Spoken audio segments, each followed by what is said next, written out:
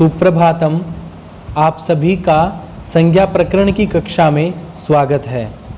आप सभी को विदित है कि संज्ञा प्रकरण बीए प्रथम वर्ष में आपके इस संज्ञा प्रकरण को सम्मिलित किया गया है और विगत संज्ञा प्रकरण की वीडियो कक्षा में आप सभी ने माहेश्वर सूत्रों से लेकर के इत संज्ञा, लोप, विधायक सूत्र, उसके बाद में अकार आदि के जो भेद है, अनुनासिक, इस प्रकार से हमने सभी संज्ञाओं के बारे में उदाहरण सहित हम सभी ने चर्चा की थी। मुझे पूरा विश्वास है कि आप सभी के समस्त संज्ञा सूत्र आप सभी के समझ में आए होंगे और आप व्याकरण में आने वाली समस्त संज्ञाओं के बारे में आपका इतना ज्ञान हो जाएगा कि कहीं पर भी आपको किसी सूत्र में कोई संज्ञा आ जाती है तो आप उसको देख करके यह पता लग पाएंगे कि इस संज्ञा का क्या अर्थ है और इसका क्या क्या प्रयोग होता है। अस्तु, आज हम सभी तुल्या से प्रयत्नम सवर्णम सूत्र के प्रसंग में ही चर्चा करेंगे। मैंने आपको बताया था कि तुल्या से प्रयत्नम सवर्णम व्याकरण में समान वर्ण और असमान वर्ण इनके बारे में हमें बताता है। समान वर्ण को ही सवर्ण कहा जाता है। कुछ शब्द समान होते हैं, कुछ असमान होते हैं। समानता के दो आधार होते हैं। एक तो उच्चारण स्थान, यदि किन्हीं दो या दो से अधिक वर्णों का उच्चारण स्थान यदि समान हो तो उनको हम कहेंगे ये सवर्ण वर्ण है। यदि किसी का उच्चारण स्थान समान नहीं है तो उसको हम बोलेंगे असवर्ण, असमान वर्ण बोलेंगे। तो पहला जो आधार है, इस पर उच्चारण स्थान पर हमने पिछले वीडियो में विस्तृत चर्चा की थी कि हमारे उच्चारण स्थान कितने होते हैं और कौन से उच्चारण स्थान का कौन कौन सा वर्ण होता है।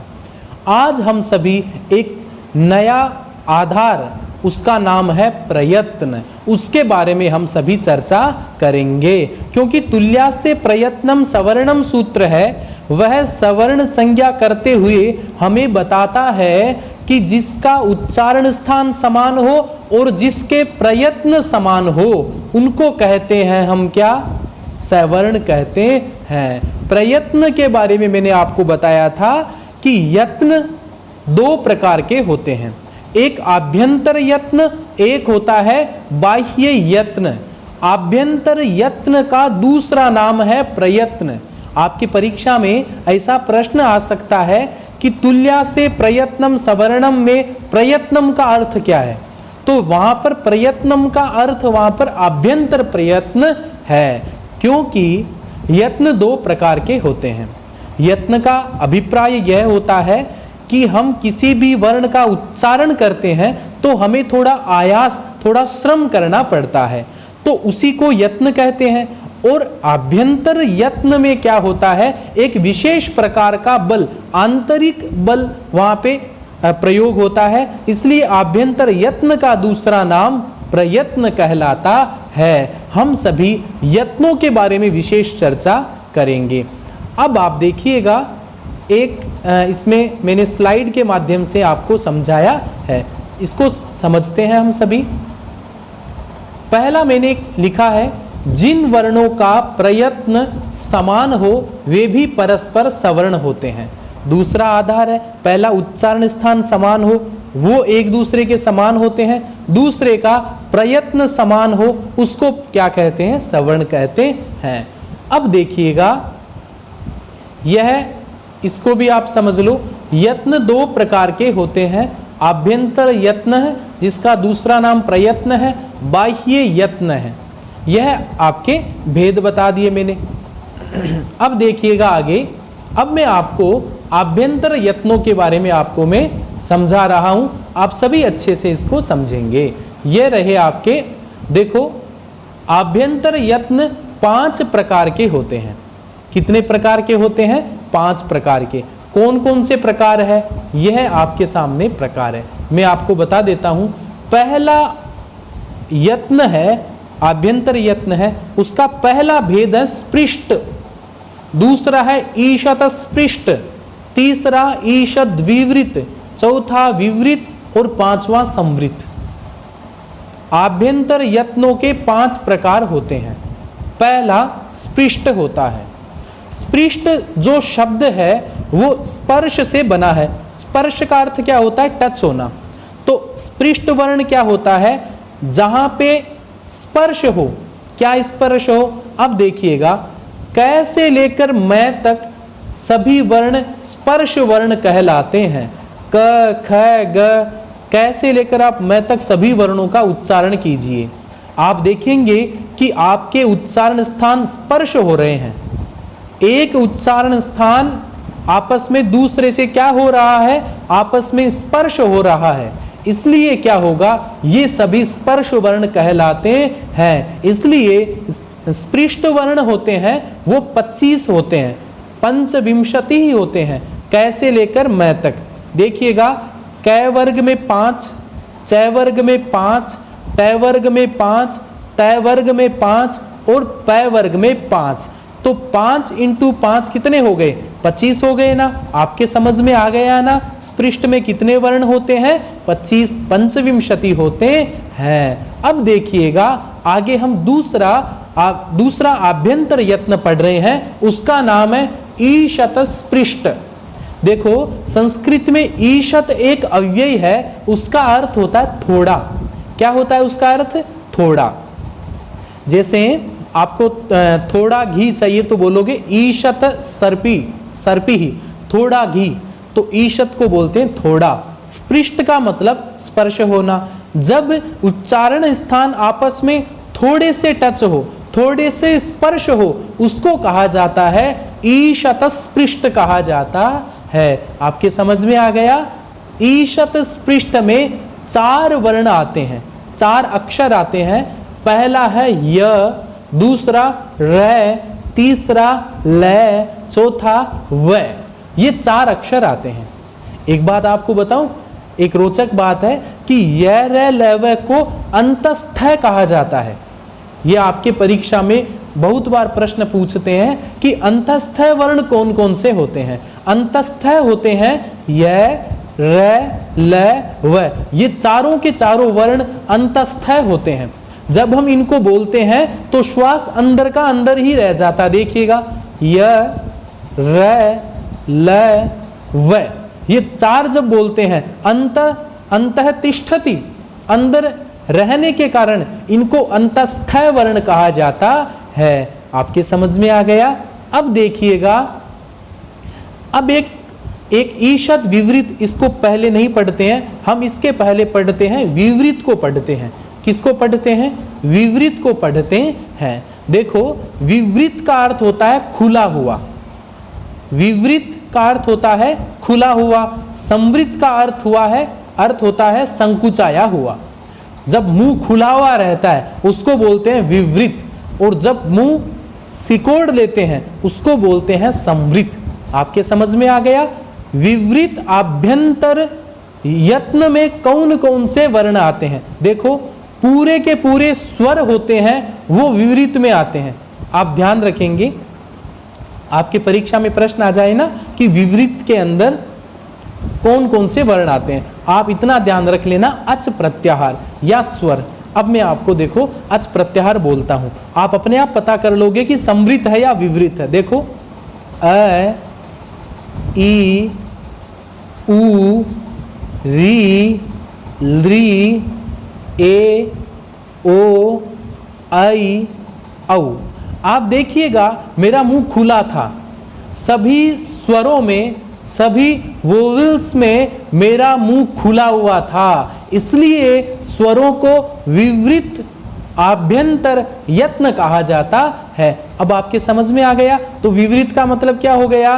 विवृत स्वर होते हैं। उसके बाद में ईषद विवृत। अब आपके समझ में आएगा ये ईषद का अर्थ क्या होता है? थोड़ा। विवृत का मतलब खुला हुआ, जिसमें मुख थोड़ा खुले उनको क्या बोलेंगे? ईषद विवृत बोलते हैं। और ईषद विवृत आभ्यंतर यत्न में 4 वर्ण आते हैं। कौन कौन से?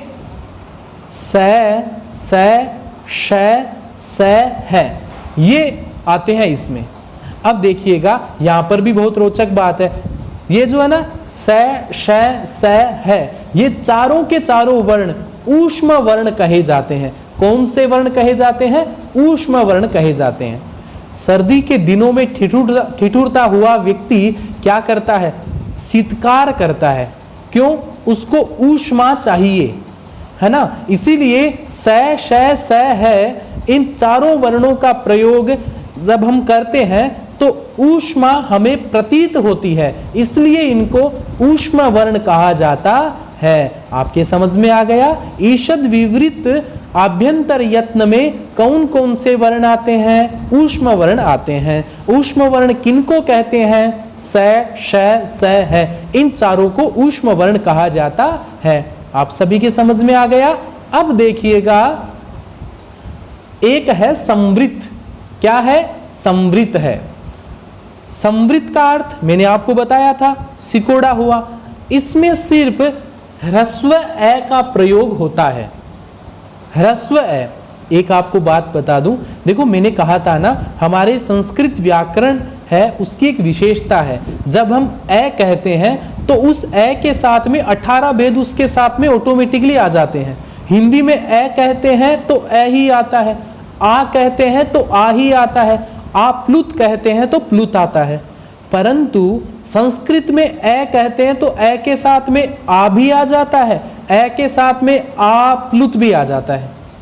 संवृत में ह्रस्व ए का प्रयोग होगा। इसका मतलब क्या हो गया? संवृत के अंदर ये जो ह्रस्व ए है ना, ए तो ह्रस्व ही होता है, आ दीर्घ होता है, तो ह्रस्व ए का प्रयोग होता है। अब आपके मन में एक जिज्ञासा जग सकती है कि विवृत के अंदर आपने क्या किया? सभी स्वरों का समावेश कर लिया। संवृत में आप ह्रस्व ए कह रहे हैं तो स्वरों में भी ए आता है और संवृत में भी ए आता है, तो ये एक ए है वो विवृत में भी आ रहा है, संवृत में भी आ रहा है। तो आप कंफ्यूजन हो जाओगे कि कौन सा ए, ये क्या मानेंगे? ए को विवृत मानेंगे या संवृत मानेंगे? मेरा उत्तर यही होगा, ए को विवृत भी मानेंगे, ए को संवृत भी मानेंगे। परंतु एक होती है प्रक्रिया दशा, एक होती है प्रयोग दशा।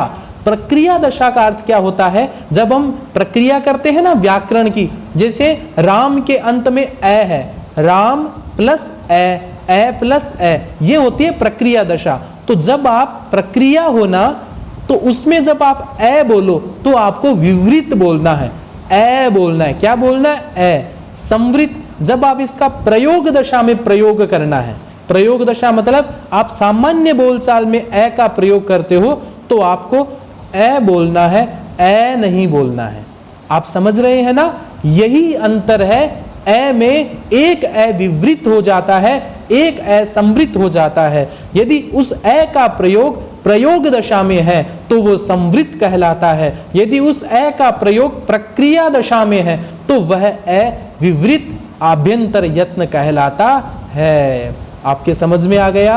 मैं पुनः बता देता हूं कि 5 आभ्यंतर यत्न है, उन सभी के बारे में कौन कौन से वर्ण आते हैं वो सभी मैंने आपको बताए। अब देखिएगा, मैंने स्पष्ट करने के लिए अच में ए ई उ री री ए ओ ऐ औ ये सभी स्वर आते हैं। सामान्य बात है, मैं बार बार इसलिए बता रहा हूं ताकि आप सुन के आपको याद हो जाए। हल ये सभी व्यंजन कहलाते हैं। ये तो हमने चर्चा माहेश्वर सूत्रों में की थी। अस्तु मैं आगे बढ़ूं। अब देखिएगा, हमने तुल्या से प्रयत्न में प्रयत्न का अर्थ आभ्यंतर यत्न होता है, उसका अर्थ हमने 5 उदाहरणों के रूप में हमने देखा। अब हम सभी पढ़ेंगे बाह्य प्रयत्न। क्या पढ़ेंगे हम सभी? बाह्य प्रयत्न। आपके समक्ष उपस्थित है बाह्य यत्न। बाह्य यत्न का नाम सुनते ही आपके मस्तिष्क में एक संप्रत्यय, एक कॉन्सेप्ट तो आपके मन में आता है। बाह्य का अर्थ एक्सटर्नल होता है, बाहर का होता है। यत्न मतलब आयास करना। जब हमारा आयास बाहरी हो तो उसको बोलेंगे बाह्य यत्न बोलेंगे। कितने प्रकार के होते हैं? बाहर का आयास बाह्य यत्न 11 प्रकार का होता है। कितने प्रकार का होता है?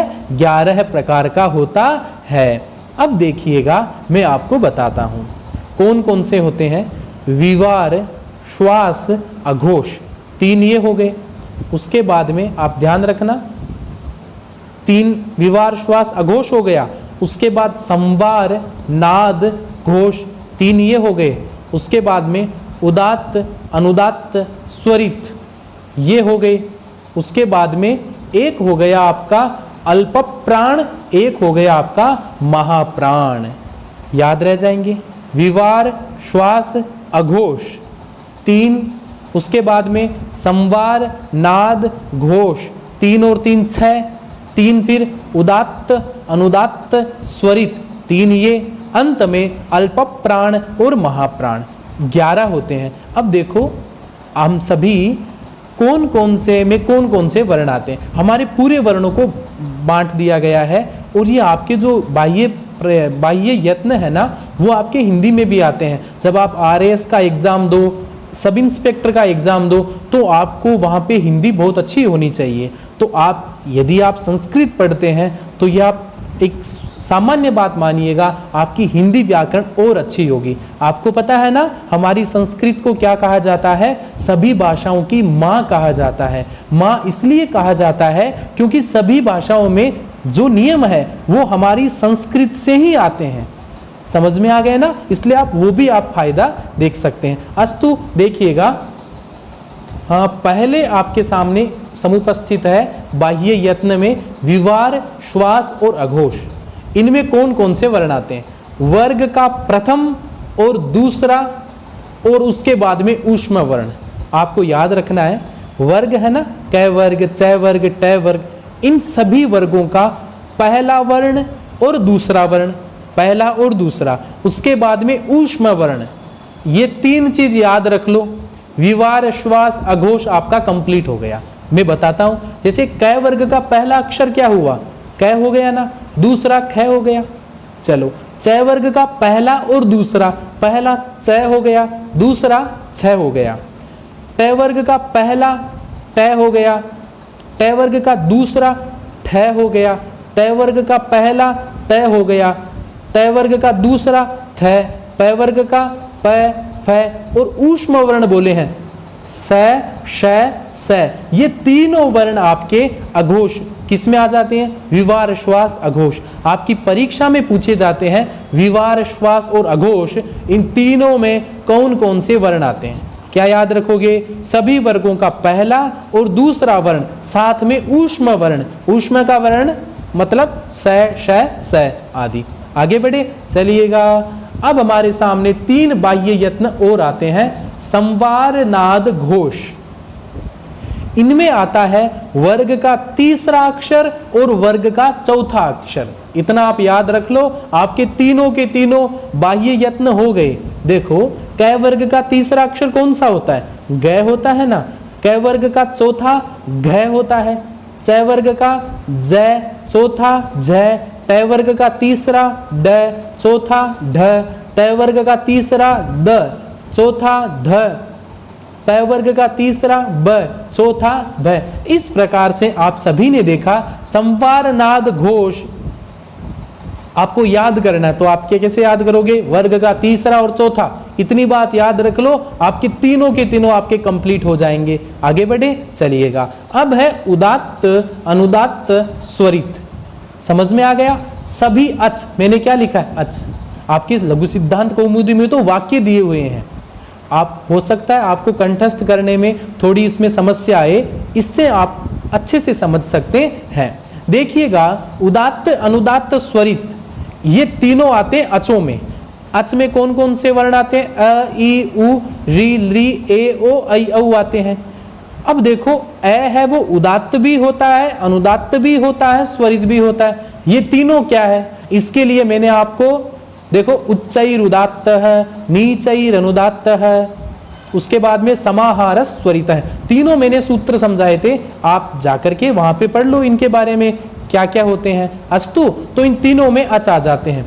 अब देखिएगा, एक आता है आपका अल्प प्राण, बाह्य यत्नों का 10वां यत्न है अल्प प्राण।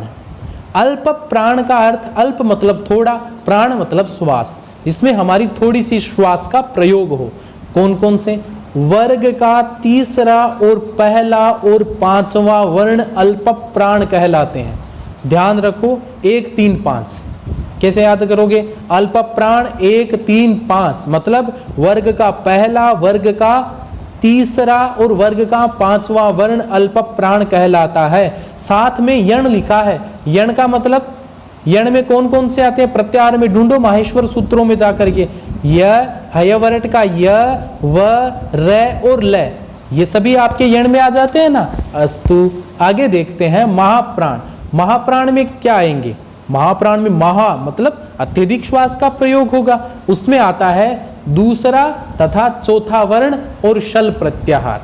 समझ में आ गया? वर्ग का दूसरा और वर्ग का चौथा वर्ण है वो आपके किस में आएगा? महाप्राण में आ जाएगा। शल प्रत्याहार, शल में कौन कौन से आते हैं? स, श, स और है, ये चारों वर्ण आपके इसमें महाप्राण में आ जाते हैं। इस प्रकार से आप सभी इनका समझ सकते हैं। देखो, मैंने आपको सामान्य बातें बताई है। मैं चाहता हूं कि एक बार पुनः हम इसको पुनरावृत्त करते हैं ताकि आपको पढ़ते पढ़ते याद हो जाए। यत्न 2 प्रकार के होते हैं। आभ्यंतर यत्न, जिसका दूसरा नाम है प्रयत्न। दूसरा यत्न है बाह्य यत्न। आभ्यंतर प्रयत्न 5 प्रकार के होते हैं। स्पृष्ट, ईशत स्पृष्ट, उसके बाद में ईशद विवृत, उसके बाद में विवृत और संवृत। 5 प्रकार के मैंने आपको आभ्यंतर बताए। स्पृष्ट में क से लेकर मैं तक 25 वर्ण स्पृष्ट में आ जाते हैं।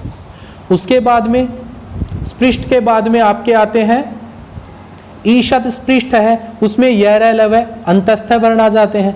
उसके बाद में विवृत, विवृत में सभी स्वर आ जाते हैं और ईशद विवृत में ऊष्म वर्ण आ जाते हैं। संवृत में ह्रस्व ए का प्रयोग हो जाता है। सामान्य सी बात है। इसी प्रकार हमने देखा विवार, क्षम्यताम, ये जो बाह्य यत्न है वो 11 प्रकार के होते हैं।